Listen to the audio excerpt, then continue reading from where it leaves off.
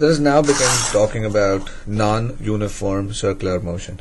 Now the differences between non-uniform circular motion and uniform circular motion are really simple and straightforward. Okay, what we know is if it's moving in a circle non-uniformly, then omega is changing, okay, which means that V is changing, and it also implies that alpha is not equal to 0 and that the A tangential is not equal to 0. So now, in addition to the centripetal force, we will also have a tangential force. So we'll have all the forces. We'll have both centripetal force and tangential forces in general. Okay, so let's look at some examples of non-uniform circular motion, and let's figure out how everything works. First, we look at the simple cases. We'll basically use vertical circular motion. Okay, which means if we take a mass attached to a string and then we whirl it around and it moves in a circle, a vertical circle. Okay, what we know is that as it moves in the circle, the speed of the object is changing continuously. Okay, so as the speed is changing, we can figure out the tension and all kinds of stuff. We'll also, as we're doing this, try to come up with a condition for an object to complete a circle. Like what speed should it have so that it can complete the circle. So, but before all this, let's just figure out the tensions and all that at different points. Okay, first let's do it at the bottom. So let the speed at the bottom be VB for V bottom. Let the tension in the string at the bottom be V bottom, T bottom, and the mass of the object be M. Okay, so if you were to draw a free body diagram at this location, what you notice is that the forces that are acting on this object are going to be the weight of the object pointing down, mg, the tension in the string going up, okay, and because it's moving in a circle, there is also the mvb square over r, which is the result, which is the ma part of Newton's F equals ma equation, that points towards the center of the circle. Now if you look at this picture, there are no forces acting along the tangent. So what we realize is that when the object is at the bottom, at the lowest point in the circle, okay, there are no tangential forces.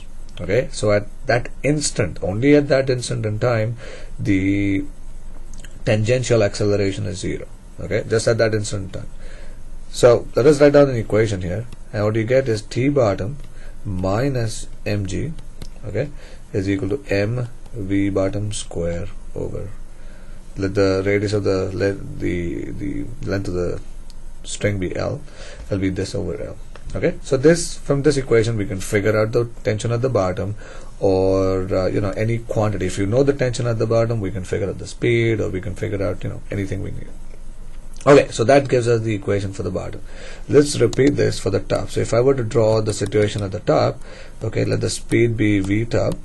Okay, if we were to draw a free body diagram here, what we would have is we would have T top pointing down, we have mg pointing down as well, and the result of these two is this centripetal force, which is mv top square over the length. Okay, let's call it capital T.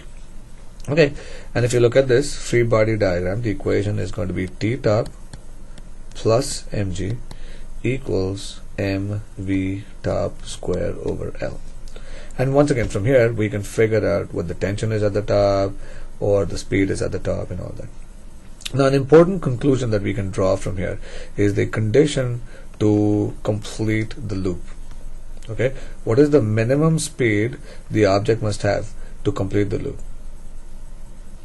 Okay, and the condition is that the tension at the top should just become 0. If you understand this, if the tension became 0 anywhere before reaching the top, so if it's as it's moving in a circle, if the tension became 0, say somewhere here where the string slackens, then clearly it is not going to make this it's not going to complete the loop. It's going to get off the it's going to leave the circle and then move along a projectile path till the tension loses, or rather till it has a non-zero tension, and then it'll again try to move along the arc and it'll continue its motion. So the condition, the minimum condition, okay, condition to complete the loop, condition to complete the loop is that the tension at the top be equal to 0. Now if the tension at the top is equal to 0, okay, we can now figure out the speed at the top. So what we have is we have mg is equal to mv top square over L, and this happens to be the minimum speed. Okay, so v top is equal to square root of g times L, and this is just mind you, remember this is the minimum speed with which it must move. Now again, one of the things that people sometimes think is the minimum condition is that the speed at the top becomes 0, but understand that if it stops moving at the top, it'll just simply fall straight down. Okay, so it's obviously not going to complete the circle, so that would be a mistake. So understand that what it needs is for the tension at the top to be 0, and that gives us a condition for the speed at the top. Alright, in the next video what we'll do is we'll look at a similar situation, but instead of a mass attached to a string, we'll look at a roller coaster situation, and where a block is moving on a loop, and then we'll see similarities between the setup here and the setup there. Alright.